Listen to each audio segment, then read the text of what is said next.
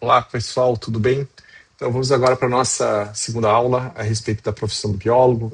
Agora eu vou comentar com vocês um pouquinho a respeito de como que é o funcionamento, como que se surgiu essa regulamentação da profissão do biólogo, tá? Contar um pouquinho de uma historinha aqui, para a gente compreender um pouquinho, então, em que cenário que nós estamos postos, né, dentro de uma atuação profissional, tá? Então, se a gente for pensar, pessoal, biologia não surgiu a partir de 1979, ela já existe há muito tempo, óbvio, né? Aqui dois exemplos só para a gente ilustrar como grandes cientistas naturais, naturalistas que foram. Mas, a partir de 1979, nós temos, então, portanto, a regulamentação da profissão do biólogo no Brasil, tá? Outros países, a regulamentação é de forma distinta, cada país tem a sua regulamentação. Portugal, por exemplo, tem a Ordem dos Biólogos de Portugal, tem toda uma regulamentação um pouco diferente, mas na essência elas funcionam do mesmo jeito, tá? Elas têm a mesma ideia.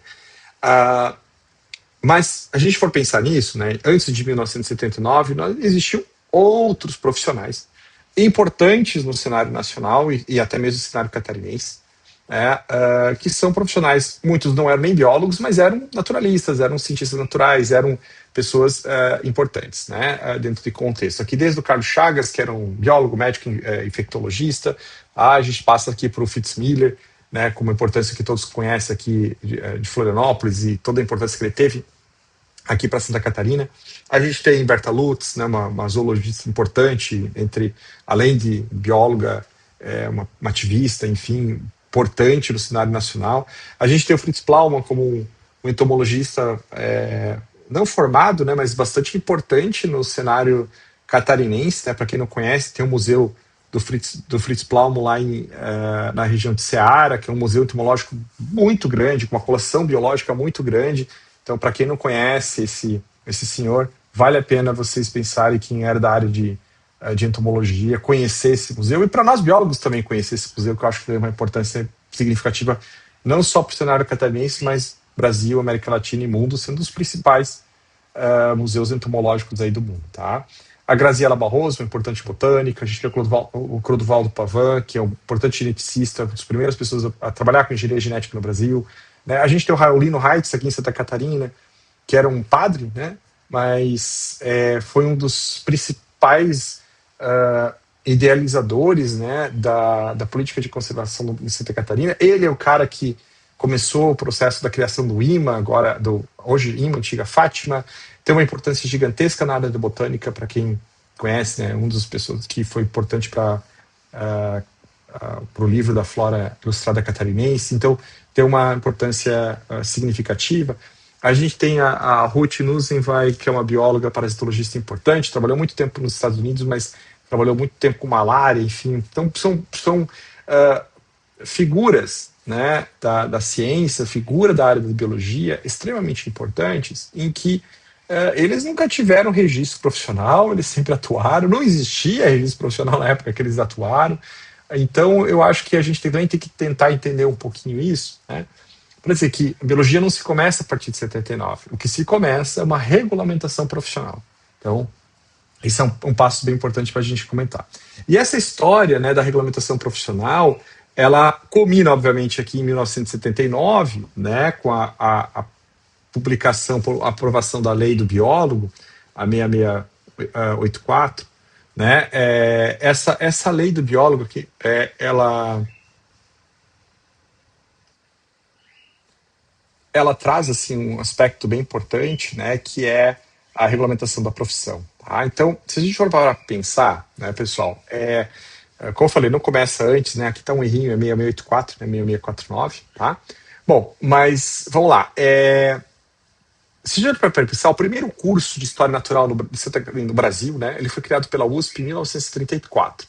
Então, o primeiro curso, na verdade, de Ciências Naturais. Então, muito focado na formação também de professores, de pessoas para a área acadêmica na área das ciências naturais.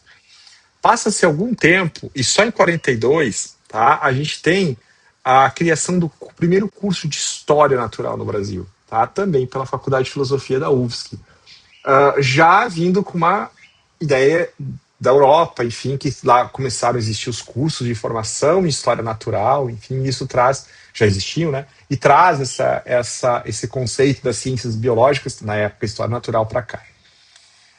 Em 1950, um grupo do Rio Grande do Sul criou, né, uma associação chamada Associação dos Naturalistas do Rio Grande do Sul, que na realidade é a primeira associação de profissionais da área de ciências biológicas aqui do Brasil, né, que se tem conhecimento. Então vejo que começa então a ter já uma organização das pessoas de tentar atuarem de uma forma mais coordenada como profissionais. Em 1957, a gente tem a separação do curso de História Natural e Geologia. Então, nesse momento, lá em 57, a faculdade da USP, ela decide, então, manter a História Natural como os cursos, as ciências biológicas na época, né, e isso era chamado de História Natural, e separa tudo o que é físico, né, abiótico, que é o lado da geologia, leva, então, para um curso de geologia. Então tem o primeiro momento de uma separação de áreas em que a coisa fica bem estabelecida. Olha, isso aqui é geologia e isso aqui é história natural. Bom, passa-se alguns anos e aí a faculdade decide, bom, não faz mais sentido, então, a gente chamar isso de história natural, né? Porque história natural no seu contexto era desde a geologia estaria incluída dentro desse contexto. E aí se cria, então, claro que aqui, pessoal, só tem uma coisa bem importante, né? Nós estamos falando ali de um período de ditadura, e que começa também a surgir a Petrobras, a surgir a necessidade de profissionais mais especializados na área de geologia para exploração de petróleo, enfim. Então, tem uma contextualização histórica de por que isso aconteceu, né? E aí, então, vem aqui em 63 o curso da USP e decide, não, então não vamos mais chamar de história natural, porque não faz mais sentido, então vamos chamar agora de ciências biológicas. Aí surge então as ciências biológicas como curso formativo de profissionais. Nesta época se falava muito da formação de professores, né? Então ainda assim, nesse período, a foco não era tanto forte na formação de profissionais, mas sim de professores, e alguns desses professores que eram formados acabavam atuando na área de ciências biológicas fora do mercado de ensino, né? Então, vejo que uma vez que isso é criado, e aí começa a ter essa dicotomia, né? Mas tá, ok, o que é isso? Isso é formação de professor, não é? E aí cria então curso de licenciatura em ciências biológicas. Então, em 65, pela primeira vez, uma demanda do governo federal para, olha, nós precisamos formar professor. Então, vamos começar agora então, a criar um curso específico para a formação de professor chamado de licenciatura. E aí se cria o curso de licenciatura em ciências biológicas, que é aprovado pelo MEC. Lá em 68, então, tem uma primeira reforma universitária, né, em que também acontece a criação da Associação Brasileira dos Biólogos de Biologia, da Associação Paulista de Biologia e da Associação Pernambucana de Biologia, surgindo junto, né, com esses grupos aqui dos naturalistas lá do Rio Grande do Sul, que também já começaram a mudar, então, para a Associação dos Biólogos do Rio Grande do Sul. Então, começa a mudar um pouquinho essa corrente, mostrando, então, a atuação profissional propriamente dita. Em 69, logo depois, com a primeira reforma universitária, esse grupo aqui, junto com o governo, acabaram estipulando, então, qual que é o currículo mínimo para a licenciatura em ciências biológicas e bota pá de cal no curso de História Natural. Então, realmente, ali se encerram os cursos de História Natural no Brasil, permanecendo, então, agora somente os cursos de Geologia, que já existia, mas também agora os cursos de Ciências Biológicas. Então, ali a gente está falando de um período de 6 anos, aconteceu essa transição entre História Natural para Ciências Biológicas e, de fato, agora consolidado pelas políticas do Estado, né, pelas diretrizes curriculares nacional. Isso tudo, né, borbulha, e nas universidades do Brasil começa a borbulhar, então, o movimento, e profissionais da área de ciências biológicas começam, então, a borbulhar o movimento da necessidade de uma regulamentação da profissão do biólogo. Porque até então, em alguns órgãos, né, o biólogo era visto exclusivamente como um professor, mas eles estavam atuando também no mercado de trabalho, e atuando também, por exemplo, em outras instituições, como o Butantan, como Fiocruz, enfim, tantos outros órgãos já tinham biólogos atuando lá.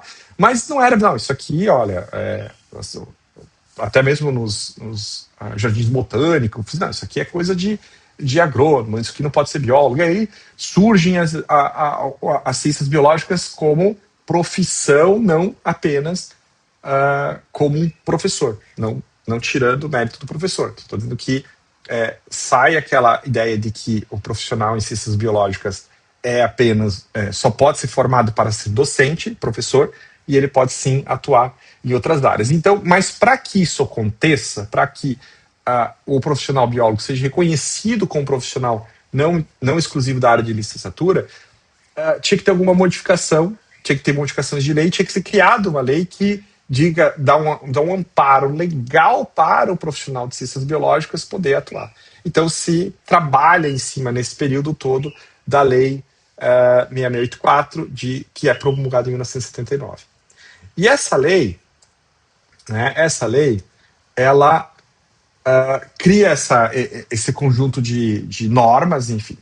Bom, mas da onde vêm as ciências biológicas no Brasil? Então, contando um pouco essa história, a gente já percebe que as ciências biológicas, então, elas derivam lá da história natural, mas as ciências biológicas, ela na realidade, o curso de ciências biológicas que nós conhecemos aqui e temos dentro da nossa universidade, na realidade é um conjunto de ciências, Então, são as ciências de referências da biologia, em que basicamente ela se estrutura numa forma, no início, para consolidar e fazer a formação de professores em ciências ou ensinos de biologia para as escolas, mas traz também um aspecto de uma disciplina acadêmica voltada para pesquisa e formação de profissional. Então, hoje, o curso de ciências biológicas, ele é um curso que tem essa visão da formação do professor, que vem daqui, e da formação acadêmica que nós precisamos ter dentro de um conjunto de várias ciências que são as ciências biológicas. Essas aqui são as ciências de referência da biologia. E, obviamente, que essas disciplinas acadêmicas que nós temos hoje, no nosso curso, elas derivam daqui, A gente tem zoologia, a gente tem botânica, a gente tem ecologia, a gente tem evolução, a gente tem fisiologia, a gente tem genética, a gente tem micro, a gente tem imuno, a gente tem parasito, a gente tem fisiologia, a gente tem outras disciplinas que, na realidade, são disciplinas que tentam ensinar as ciências de referência, com os seus conteúdos necessários, mas também tem os aspectos de extensão, Então, as atividades que devem ser aplicadas para a comunidade, e também o estágio, que está errado aqui.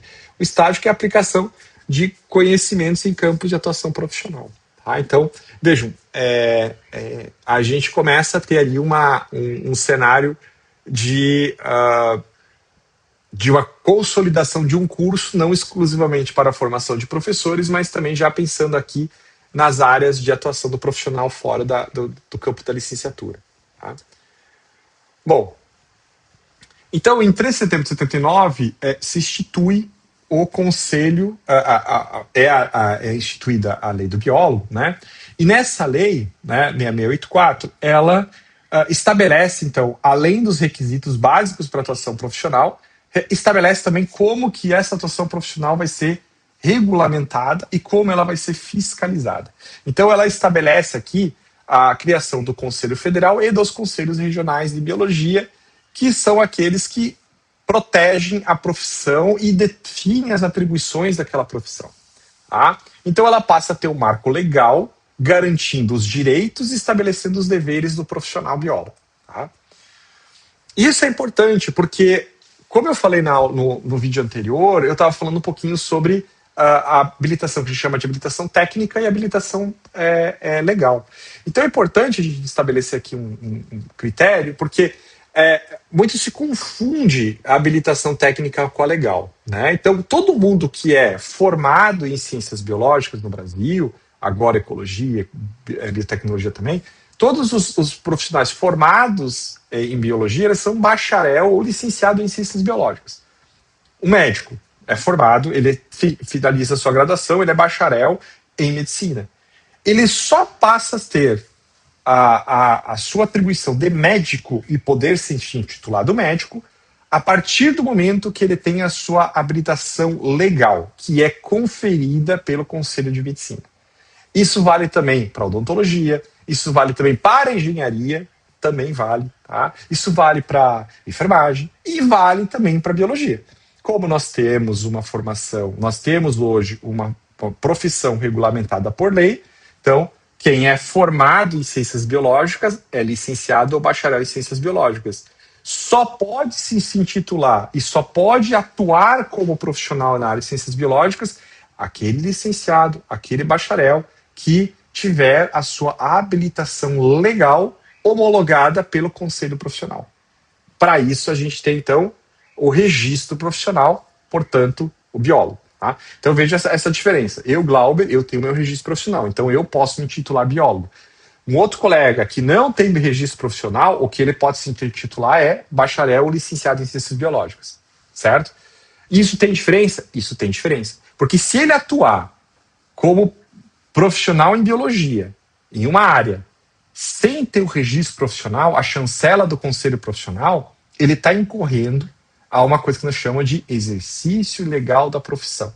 Isso faz com que ele seja corrido infringindo a lei. E a infringir a lei geram penalidades legais, certo? Então, vejam esse aspecto. E isso vale, de novo, volto a repetir, porque é muito comum eu ouvir dos meus colegas, e não vou dizer da UFSC, né, mas outros profissionais, e eu vi de alunos também falando, mas isso é coisa da biologia, isso acontece na biologia, isso é coisa para perseguir biólogo e tal. Não, isso é uma questão legal, existe uma lei, existe uma regulamentação e nós temos que seguir a lei, né? O próprio Código de Ética fala, nós devemos seguir as regras e o ordenamento jurídico brasileiro, tá? Bom, então, o que significa ter uma profissão regulamentada? Tá? Então, em tese, em síntese, a regulamentação profissional ela visa proteger a sociedade de um mal profissional. Né? Então, assegurando que somente possam trabalhar naquele setor aqueles profissionais habilitados e aprovados pelos seus pares, que na realidade é o conselho profissional. Tá? Então, ele vai contribuir para a segurança, saúde e bem-estar da população e biodiversidade do ambiente. Qual que é a ideia? Vou dar um exemplo aqui para vocês entenderem. Tá? Vejam, o artigo 5º da Constituição Federal, né, do inciso 13º da Constituição de 88, ela diz o seguinte, que é livre o exercício de qualquer trabalho, ofício ou profissão atendido às qualificações profissionais que a lei estabelecer. Então, enquanto não houver uma lei que estabeleça uma regulamentação profissional, pode tudo, dentro daquele setor. Tá? Não tem regra, realmente cada um por si, Deus por todos. A partir do momento que nós temos uma lei, passa a ter uma regra. Então, vou dar um exemplo. Um profissional formado em ciências biológicas, em que seu currículo majoritariamente é um currículo da área de ambiental, e ele não tem quase nada para atuação na área de biotecnologia, ele vai ter o seu registro profissional, mas possivelmente ele não vai poder, a menos que ele faça complementação, ele não vai poder atuar na área de biotech, ponto. Porque não faz sentido. Né? Como é que eu posso atuar na área de biotech se eu não tive nenhuma competência técnica para isso? E quem vai dizer isso? O mercado, que vai contratar o cara sem saber qualquer coisa, vai botar o cara lá no laboratório e vai começar a fazer começar a fazer um monte de erros, incorrer em erros, e aí ele vai ser eliminado? Não. É o conselho que vai fazer esse tipo de análise do currículo da pessoa e dizer, não, você pode atuar nessa área ou não pode. Outra, um profissional licenciado em ciências biológicas com uma carga horária muito baixa em biologia, em algum curso, por exemplo, algum curso EAD por aí, tem uma carga horária muito baixa em biologia, tá? Mas que atende o requisito de licenciatura do MEC, mas o cara tem uma carga horária muito baixa em biologia. E aí o cara vai começar a fazer laudos ambientais por aí. Gente, qual é a qualidade técnica que nós vamos ter desse profissional? Né? Não vamos ter. Então, quem vai conseguir regulamentar isso? Quem vai conseguir regular isso? O conselho profissional. Tá? Então, para isso que serve o conselho profissional. Dizer, você pode isso, você pode isso. Você não pode isso, você não pode isso. Então, eu acho que essa é a importância do conselho profissional. Tá? E aí, viu uma outra coisa importante, né, que a gente pensar nesse contexto, que é a profissão, né, essa regulamentação profissional, ela surgiu a partir de um movimento organizado de cientistas e pesquisadores. Olha que coisa interessante. Ela surgiu de dentro da academia, tá? De dentro de professores, cientistas, estudantes de biologia. Então, ela surge lá na década de 70, nós precisamos regulamentar a nossa profissão porque nós precisamos ter proteção para a atuação profissional. E hoje, infelizmente, aqui eu faço não vou dizer uma meia-culpa, mas eu faço uma crítica muito grande para as universidades, estão deixando isso de lado, estão esquecendo disso, e a maioria dos alunos se formam sem saber da sua regulamentação profissional, sem saber de que, uma vez que é formado, ele precisa ter um registro profissional para atuar. Aí o cara vai atuar no mercado de trabalho, faz um monte de coisa e, mas eu não tenho campo, eu não tenho isso, não tenho aquilo. Conselhos fracos, profissão fraca. Isso é fato, tá? Acho que a gente tem que entender um pouquinho isso. E aí eu vejo hoje isso, não, mas eu só faço pesquisa, então não precisa ter regulamentação profissional. Eu só faço... Cara, não é assim, né? Não é por aí. Vejo, o movimento de regulamentação profissional surgiu de dentro das universidades, e agora o movimento de desregulamentação, ou de deixa disso que isso não precisa para mim, né? A individualização, né, da profissão, né? Se não serve para mim, se eu não faz sentido para mim, então esquece, eu não vou fazer nada. Pô, e a profissão, né? E eu como profissional dentro de um contexto social, dentro de um contexto coletivo como profissão, onde é que fica, né? E aí, pessoal, é importante mencionar essa diferença entre conselho profissional, sindicato e associação de classe. Aqui eu quero deixar bem claro para vocês isso, tá, gente? Então, um conselho profissional, que é o que nós estamos falando aqui, ele é, na realidade, um órgão que faz a fiscalização e regulamentação do exercício da profissão. Então, ele protege a sociedade de profissionais leigos e não regulamentados, tá? O sindicato, ele já tem uma relação trabalhista. Ele vai defender os interesses trabalhistas do profissional, que não necessariamente é um sindicato exclusivo de biólogo, né? Nós podemos ter, dá um exemplo, né? Nós temos o sindicato da PUFSC, que é a Associação dos Professores da Universidade Federal. Ok, onde tô lá, certo? Então nós temos a PUFSC. A PUFSC, concorda comigo? Ela representa os professores, independente se ele é formado em biologia, se ele é biólogo, se ele é formado em medicina, se ele é médico, se ele não sei o quê. Ele é professor da universidade, ele tem o direito de estar protegido ou estar amparado pelo sindicato. Isso vale para os técnicos. E isso vale para outras profissões e outras empresas. Não, tem uma empresa ali qualquer, ela tem um sindicato dos funcionários e lá tá o biólogo está no meio daquele sindicato. Ok. Pode ter um sindicato exclusivo para profissionais? Pode. Tá? Podemos ter. Existe alguns por aí, tá? Aqui em Santa Catarina tem um, não sei se ele está muito ativo, mas pode existir, tá? E ele é que vai fazer a proteção dos interesses daquela categoria, tá? Do biólogo, por exemplo. Vai representar no âmbito judicial, contexto judicial, e lutar pelas melhorias de condições de trabalho e remuneração. Então, quem vai lutar pelo salário do biólogo, pela valorização do salário profissional, é o sindicato, não é o conselho profissional. E isso é um ponto bem importante, pessoal, que há uma confusão sobre isso, e aí isso gera, para nós, os conselhos, gera muita dúvida do pessoal, mas a gente, o conselho não faz nada para ganhar mais, para o biólogo não ganhar mais. Em tese, pela lei, não pode, porque quem tem esse papel é o sindicato, são os sindicatos, tá? Então, isso é uma coisa bem importante.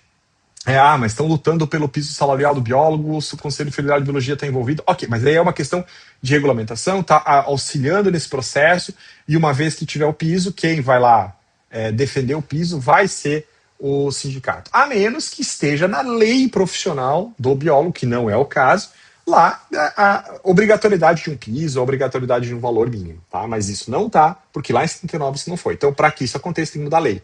Então, a lei nossa não permite isso, tá? Outra coisa é a associação de classe. Aí já a gente está falando uma associação de profissionais que se reúne para promover a valorização profissional. E aqui pode ser, vou dar um exemplo aí, sociedade científica, associação de biólogos para promoção de cursos e capacitação para biólogo, tá? Eventos, publicação, enfim. Aí é uma outra categoria, tá? Então, pensando mais assim na formação, aprimoramento daquele profissional. Tá? Não que o conselho não possa fazer parte disso, ele pode, tá? Eu acho que até deve, tá? Começar a pensar um pouquinho nisso, principalmente nos locais que você não tem associação de classe formada para a área de biologia. Tá? Bom, isso vem mudando, né? Então, só para vocês terem uma ideia, né? Em 82, né, houve uma lei, que é a 7.017, que é uma lei que faz o seguinte, a lei do biólogo atrás, a 6.684, ela era uma lei que regulamentava a profissão do biólogo e a profissão do biomédico na mesma lei. E aí existia um único conselho profissional, era tudo junto. Se passou isso parecia fazer sentido, né? Mas se passou um tempo, não, ok, vamos separar. Então separou, e agora você tem o Conselho de Biologia e o Conselho de Medicina. Então, aqueles que regulamentam a profissão do biomédico e os que regulamentam a profissão do biólogo. É, então, essa lei de 88 fez essa separação, separou os conselhos, e ao longo dos anos, o Conselho de Biologia vem trabalhando, o Federal de Biologia vem trabalhando, então, para adequar normas, a fazer resoluções, a fazer a regulamentação profissional de uma maneira mais clara, né? E considerando os avanços científicos, tecnológicos, enfim, que aconteçam, né? A gente pensar em 79, a gente se falava muito pouco de engenharia genética, hoje já se fala, hoje a coisa é um pouco melhor. Não se falava muito de biotecnologia, hoje se fala, né? Não se falava em transgênico, hoje tem que se falar. Então vejo que muda um pouco esse contexto técnico-científico, e isso faz com que o conselho possa tenha que modificar suas resoluções. Da mesma forma, pessoal, aqui só para a gente ter uma ideia, a biologia, né, o biólogo, existe um código ocupacional de profissão, né? Nesse que na realidade é o CBO, que é gerido pelo Ministério do Trabalho, tá? Então, nós temos lá um código, né? Então, o 2211 é o código dos biólogos. Então, em qualquer empresa que contrate biólogo e queira colocar o código de trabalho daquele profissional, ele vai colocar esse cara aqui, 2211, né? E aí tem os outros, né? Que são seus afins aqui para biólogo propriamente dito, biólogo no meio ambiente, biodiversidade e saúde. Então, tem seus derivados e pode ter depois mais outros que podem vir a ser criados, tá? Bom, como que funciona um sistema, então, dos conselhos, tá? Como é que isso acontece? Então, aqui só para a gente ter uma ideia, tá, gente? Então, a gente tem uma simplificação da hierarquia jurídica brasileira. Eu não sou da área, né? Óbvio. Então, eu queria só deixar um pouco aqui uma ideia para vocês, tá? Então, nós temos a Constituição Federal, que é a lei suprema do nosso país, que estabelece os fundamentos do Estado, né? Quais são nossos direitos, nossos deveres de cidadão e o funcionamento dos poderes governamentais. Então está lá na Constituição Federal. As leis complementares, né, que são aquelas leis que vão acabar complementando pontos específicos da Constituição. Então tratam matéria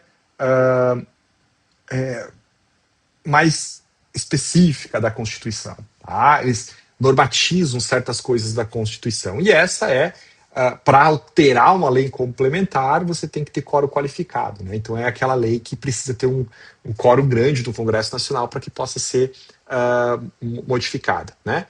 Que é a modificação do entendimento da Constituição, de como que a gente interpreta a Constituição, mais ou menos essa lógica, assim, tentando ser bem simplista. Se tiver lá alguém da área de direito me assistindo aí, pode fazer comentários aí depois me corrigindo, mas assim, de uma maneira muito simplista aqui falando. E aí nós temos as leis ordinárias, que são a grande massa das leis brasileiras, é aquela que regulam várias áreas do sistema brasileiro, né? Entre elas, a maioria das leis, talvez, do Congresso, né, que eles aprovam, que basicamente a maioria é simples. E aqui nós temos, por exemplo, né, a Lei 6684, que é uma lei ordinária. Tá? Então, é uma lei que regulamenta o funcionamento do Estado, enfim, regulamenta certas áreas do Estado, mas ela está abaixo da lei complementar. E aí nós temos os decretos, que são são atos executivos, né, que organizam a lei. Então, basicamente, dizem como que aquele aspecto legal vai funcionar. Tá? Então, como que ela vai ser aplicada. Né? Eles traçam os novos direitos, obrigações, eles não podem trazer novos direitos e obrigações, mas eles podem orientar, detalhar como que aquela lei vai ser executada. Então nós temos a lei orçamentária brasileira, nós temos um decreto que detalha como o orçamento vai ser executado. Né? Então a gente tem, por exemplo, aqui o decreto de 83, que é o detalhamento de como que o CFB, os CRBIOS vão funcionar e como que a profissão do biólogo vai funcionar. Tá? Então a gente tem esse decreto. Depois a gente tem regulamentos, que são atos administrativos que vão definir como que as entidades públicas funcionam. Vou dar um exemplo aqui, o regulamento da UFSC, por exemplo, o regulamento do Conselho Federal e assim por diante. E aí depois a gente tem as normas infralegais, que são as portarias, resoluções, instruções normativas e atos que regulam alguma coisa específica dentro de alguma área de competência daquele órgão público. Então nós temos, por exemplo, a resolução que trata da atuação do profissional biólogo. Ela é um ato do CFBio que diz como que vai ser normatizada essa lei, essa atuação do profissional com base no decreto, com base na lei do biólogo. Tá? Então é mais ou menos assim. E o sistema CFBio, CRBio, ele é estruturado de forma que você tem o CFBio, que é aquele cara que regulamenta a profissão, porque ela tem que ser regulamentada em nível nacional de forma uniforme, tá? Às vezes respeitando um pouco algumas particularidades, mas de forma uniforme. E os conselhos regionais, que são aqueles que vão fazer a fiscalização do exercício profissional. Então é aquele que vai fazer o papel do, entre aspas, polícia aqui da história, né? Então é o cara que vai fiscalizar e orientar a atuação do profissional na sua jurisdição, tá bom? E quando a gente pensa nessa criação, né, também voltando um pouco da história, né, a lei do biólogo, ela regulamenta a profissão e cria, então, os conselhos, né? Mas em 82 ele é desmembrado, então, o Conselho de Biologia e o Conselho de Biomedicina, tá? E em 83 a gente tem a nossa regulamentação da lei, né, que é publicada. Então, vejo, tinha lá os biólogos de 50 lá no Rio Grande do Sul, depois os biólogos paulistas e pernambucanos, fizeram o anteprojeto da lei, em 79 é promulgada, em 82 desmembra ali biologia e biomedicina, em 83 apenas você tem a regulamentação da lei por decreto. Bom, o Conselho Federal de Biologia só passa a existir na sua forma de atribuição propriamente dita, ele já existia aqui, mas ele passa a ter um formato mais de normatizador e vinculado ainda ao Ministério do Trabalho em 1986. Olha que coisa louca, né? Então, nós temos em 79, né, em torno ali de 7 anos desde a lei até que essa lei, vamos dizer, começa a ser aplicada, né? E só em 93 que nós temos a primeira, as primeiras regulamentações profissionais e começando lá ainda, olha só que coisa interessante, uma das primeiras foi a atuação do profissional em análises clínicas. Por quê? Porque aqui atrás os biomédicos disseram, não, isso aqui é nosso, é biólogo. E aí o Conselho de Biologia disse, não, peraí, mas nós também podemos atuar na área de saúde, então vamos regulamentar. E eles regulamentam a atuação do profissional em análises clínicas, porque existiam profissionais biólogos atuando em análises clínicas, então foi necessária essa mudança, né, naquela época. Farmácia também, isso ainda é uma discussão grande, mas já está bem sacramentado isso, acho que agora é só uma questão de, ok, todo mundo se acostuma, biólogo atua nas análises clínicas, assim como farmacêutico, assim como biomédico, todo mundo está ali fazendo sua atividade profissional, ok, e aquele que for competente é que vai trabalhar. Veja, aí demora-se 3 anos para ter a criação daqueles que vão fiscalizar a lei. E aí você tem ali a primeira regulamentação de como que vai acontecer, como que um biólogo diz assim, olha, eu sou um biólogo e eu estou trabalhando numa área X, que é a anotação de responsabilidade técnica. Então, veja, pessoal, da lei para a gente começar a ter literalmente a profissão andando, de fato, início, nós estamos falando aqui, né, de alguns bons 17 anos, né? Veja, então demora pra caramba.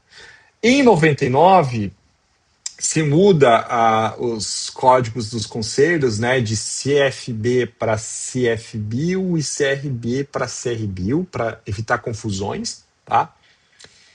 E em 2002 nós temos a aprovação do primeiro Código de Ética Profissional.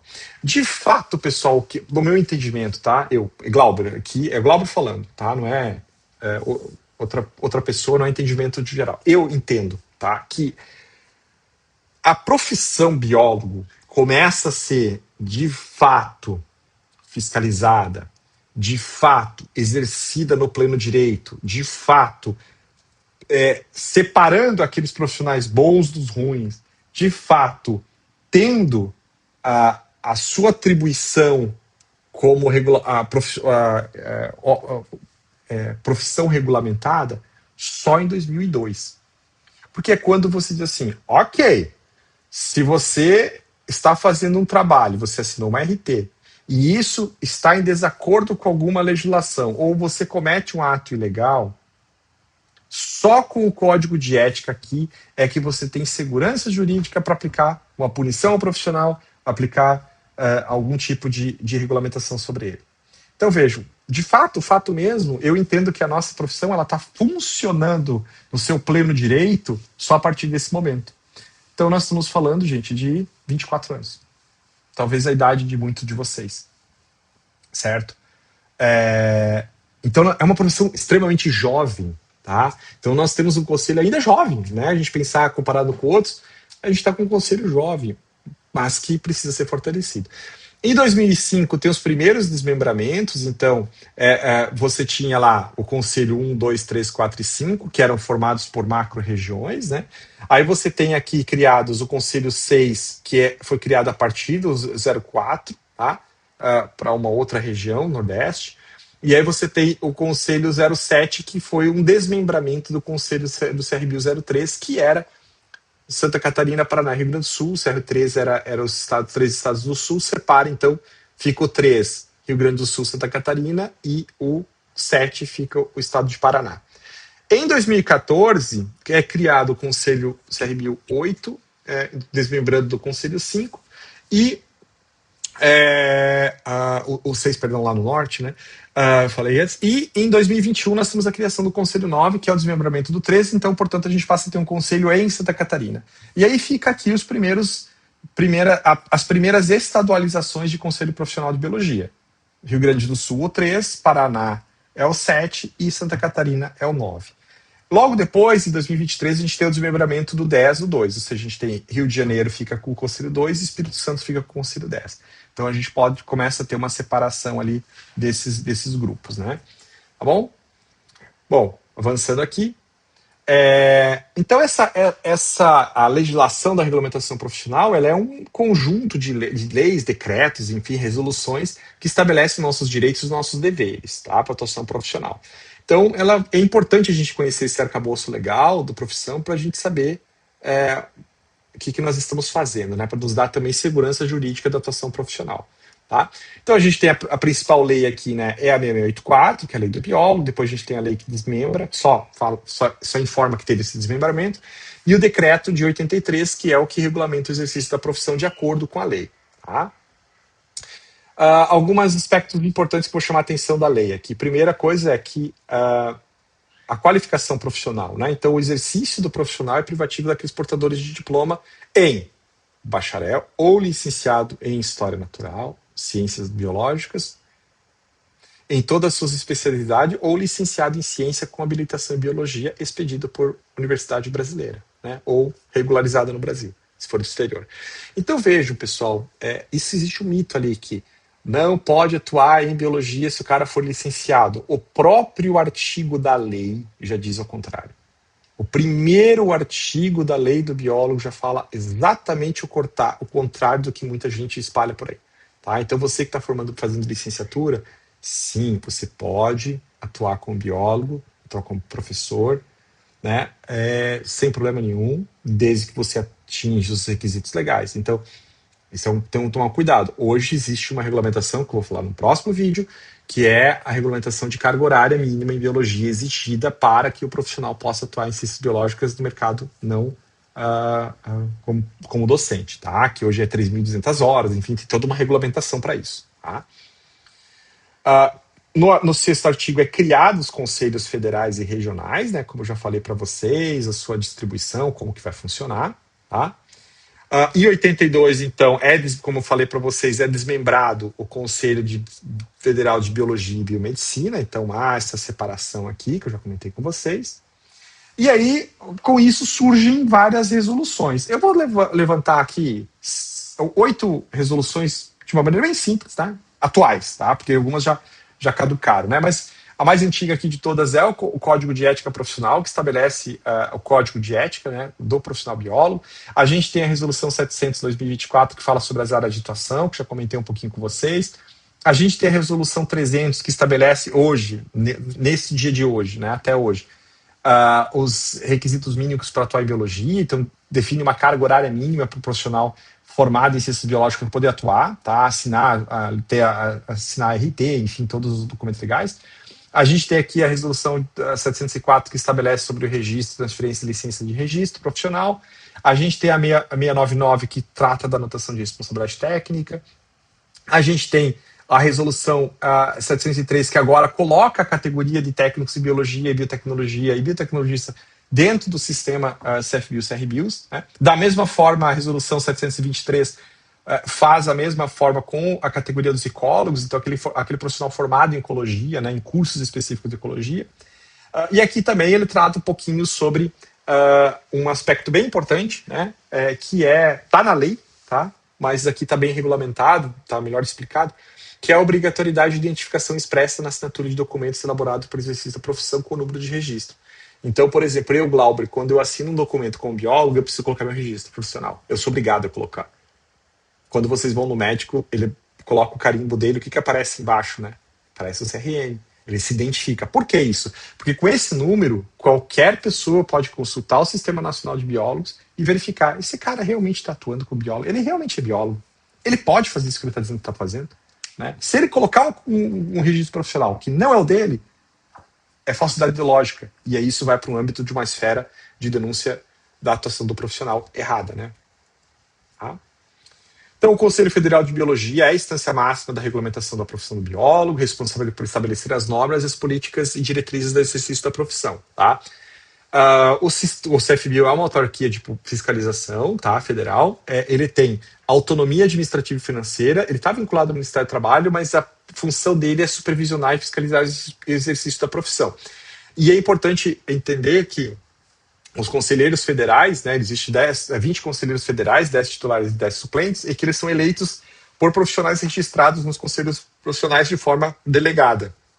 Tá? Então, hoje, como é que funciona? Os regionais elegem os conselheiros federais, né? Então, há uma votação em que o conselho regional ele decide, nós vamos votar para a chapa X, né? Então, esse conselho regional vai determinar um delegado que vai levar o seu voto para o Conselho Federal e dizer, olha, os biólogos de Santa Catarina votam pela chapa X. Então, isso é bem importante, porque mostra que é uma representatividade, né, por delegado, né? Isso é coisa da era que isso foi feito, lá em 79, a gente tem que entender que teve todo um aspecto histórico ali por trás disso, por que é feito isso. Já os conselhos regionais, todos os biólogos ativos e em dia com o conselho é que pode votar para a eleição dos conselheiros regionais. Mas é importante entender que tanto o Conselho Federal quanto os conselhos regionais, eles não recebem dinheiro, recurso do Conselho do governo federal. Então, eles são mantidos pelos seus próprios profissionais. Tá? Aqui está só o site do conselho, tá? É cfbio.org.gov.br. Tá? Aqui são todas as atribuições, tá? Eu vou deixar esses slides também para vocês no Moodle, mas aqui vocês têm uma ideia, né? Então, exercer de forma normativa e baixar atos necessários para a interpretação da lei, supervisionar a fiscalização, eleger presidente e vice-presidente, enfim, organizar e propor instalações do conselho, tá? Elaborar e aprovar regimento, aprovar regimentos dos conselhos regionais e conhecer e dirimir dúvidas solicitadas dos conselhos regionais. Tá? Ele aprecia e julga os recursos, né, que foram impostos, por exemplo, penalidades que os conselhos regionais aplicam sobre um profissional, ele pode recorrer ao Conselho Federal. Né? Quem determina o valor das anuidades, taxas, tudo que funciona para funcionamento do Conselho é o Conselho Federal, então o Conselho Regional ele não determina a taxa. Então, se a anuidade hoje está em 600, 700 reais, quem determinou isso foi o Conselho Federal. Os regionais aplicam essa norma. Tá? Isso é bem importante a gente entender, tá? Também. Ele dispõe da participação de todos os conselhos regionais, então ele pode, sim, atuar ali. Né? Aprova os orçamentos, enfim, estimula o exercício profissional. Tá? Aqui está a missão do Conselho Federal, tá? Então não vou ficar lendo, isso aqui vai estar disponível para vocês também, mas também está disponível no próprio site do CFBio. Tá? E os conselhos regionais, como que funcionam? Então eles são autarquias federais, também públicas, federais, e que eles atuam na parte da fiscalização do profissional com base nas normativas impostas pelo CFBio. Tá? Impostas não, regulamentadas pelo CFBio. O CFBio regulamenta, né? Ele determina a resolução, a gente tem que seguir, né? Nós como os conselheiros regionais. Tá? Hoje nós temos 10 conselhos regionais do Brasil, aqui está 9, está errado, são 10 conselhos regionais, da atualização recente, e cada um tem a sua jurisdição. Então, Santa Catarina, o CRBio 09 regulamenta, fiscaliza, na realidade, os biólogos de Santa Catarina. Ele não tem a prerrogativa de fiscalizar um biólogo do Paraná. Mas se tiver um biólogo registrado no Paraná que vem trabalhar em Santa Catarina, aí sim ele é fiscalizado aqui em Santa Catarina, mas porque existe uma forma dele e uma obrigatoriedade dele informar que ele está trabalhando em Santa Catarina. Tá? Então, basicamente, o Conselho de Biologia é o que tem o contato mais direto com o profissional, né? Para orientar, fiscalizar, enfim, o exercício da profissão. Então, aqui, só para vocês terem uma ideia, né? Então, a gente tem aqui o Conselho 1, tá? Que é São Paulo, Mato Grosso do Sul e Mato Grosso, aqui, Mato Grosso do Sul, São Paulo, esse é o Conselho 1, CRBio 1. O CRBio 2, que é Rio de Janeiro, era Rio de Janeiro e Espírito Santo, agora é só Rio de Janeiro. Tá? O CRBio 3 era todos esses 3 estados do Sul, agora é só Rio Grande do Sul. O CRBio 4 Minas Gerais, Goiás, Tocantins e Distrito Federal. Tá? Esse é o CRBio 4. O CRBio 5, tá? Ele é o conselho aqui que está nessa região, então é um conselho que envolve Maranhão, Piauí, Ceará, Rio Grande do Norte, Paraíba, Pernambuco. O CRBio 6 é o CRBio aqui da região norte do Brasil, tá? Especialmente aqui esses estados, Pará, Amazonas, Rondônia, Acre, Roraima e Amapá. Tá? Aí nós temos o CRBio 7, que é o Paraná. O CRBio 8, que é Bahia, Sergipe e Alagoas, que foi desmembrado aqui do 5. Tá? E o CRBio 9, que é Santa Catarina, que foi desmembrado do 3, que era junto com o Rio Grande do Sul, e agora o CRBio 10 do Espírito Santo, que foi desmembrado do 2.